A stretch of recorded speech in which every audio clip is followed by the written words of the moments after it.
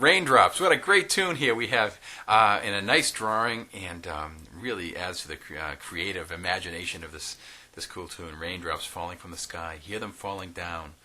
Like to watch them cloudy days bouncing off the ground. Okay, I guess they do bounce, don't they? But anyway, we're going to get right on this tune here. It's using notes up to the high G, up to all the G above middle C, and we want to make sure we're counting. And I think you'll find that this will be really a neat little piece. Okay, let's get right to it. Let's record it in, and I'm going to record it into the piano for you. And let's take it a little quicker. I'm going to take it at 80. We want to start it at home at 60. Okay, here we go. 1, 2, 3, 4.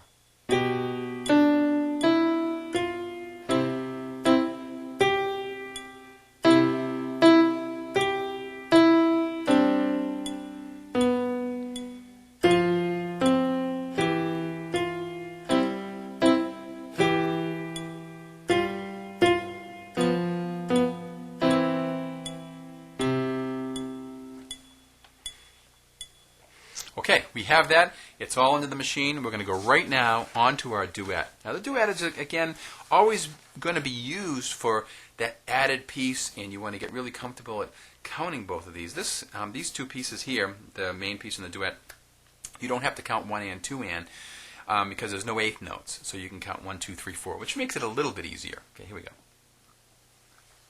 With the bassoon. And let's take it up to 90. Okay, make it a little quicker. Here we go. 1, 2, 3, 4.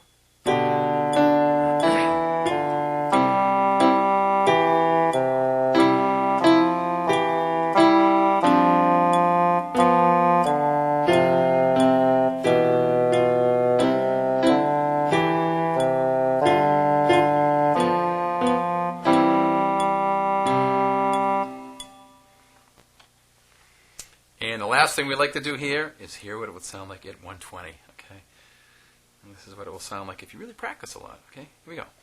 2, 3, 4.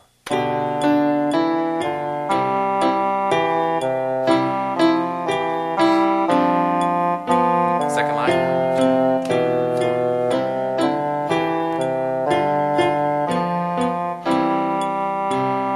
Isn't that great? Okay, now we also have our new piano lingo. It's like a half circle with a dot. That's called a fermata. And that says, it means pause, sound the note longer than its actual value. Okay?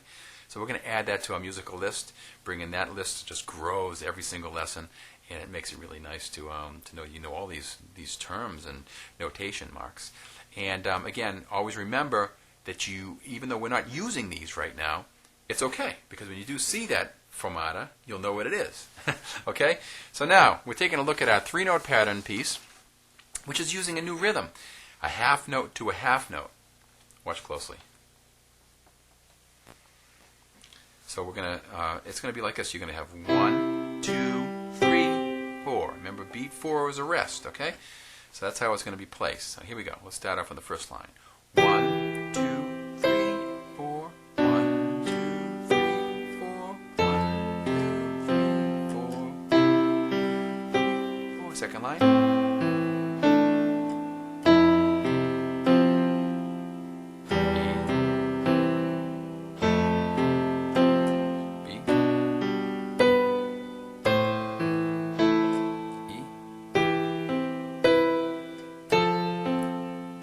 I can move. I have two options here. I can start getting into playing it low or high.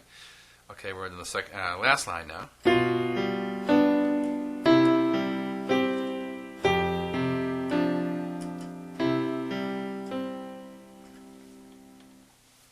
Isn't that a nice piece? Keep the tempo slow in these. What tends to happen, kids start getting comfortable with these and they start playing real fast. And it takes away from that relaxed quality of these pieces. Okay, now we're going on to a brand new scale.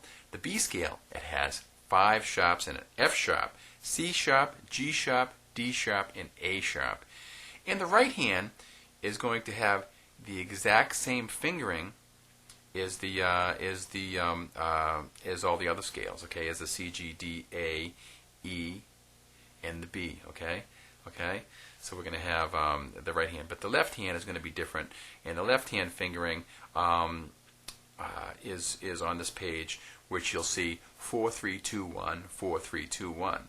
Even though we're not applying ourselves with the left hand right now, but I just wanted to have the fingering there so you can see how the left hand is changing.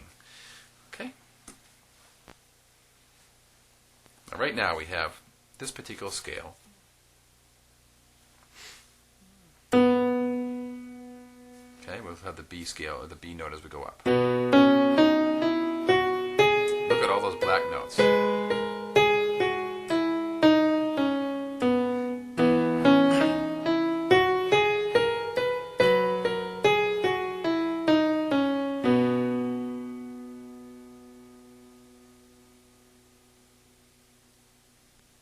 See, it uses the same fingering as the C scale, the G scale, D scale, A scale, and E scale. Now, what's interesting here is I have the left hand fingering. Take a look at this. It's, just so you know, I mean, we're not going to be working on this yet, but just so you can see that there's a difference. 4, 3, 2, 1, 4, 3, 2, 1. In order to have these work together.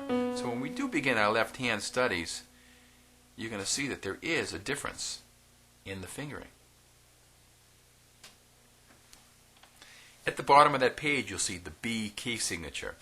You see the 5 sharps and you see a group of notes.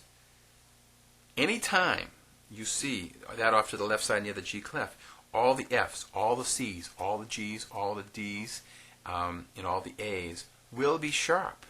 So that way they don't have to write it in the score. You know, as you're reading the music, if they had to write sharps next to all those notes, it would get real cluttered looking. So this is why it's really important to have what we call a key signature, and that will help you out a lot when you're reading. So that would be one of the first things you look at in a piece of music is what key are we in? Meaning, like you might see 1 flat, which would mean tell you all the B's will be flat, or 1 sharp with all the F's will be sharped. So that's a real important little thing to be looking for. So we're going to add the B scale to this lesson plan. We have the new 3-note pattern applied to 5 left hand 3-note 5 3-note patterns against the new rhythm, and we have Raindrops. Great little tune. Okay, enjoy. Go slow, and eventually you'll find yourself on the tune, getting up to the 120 if you can. Okay, good luck.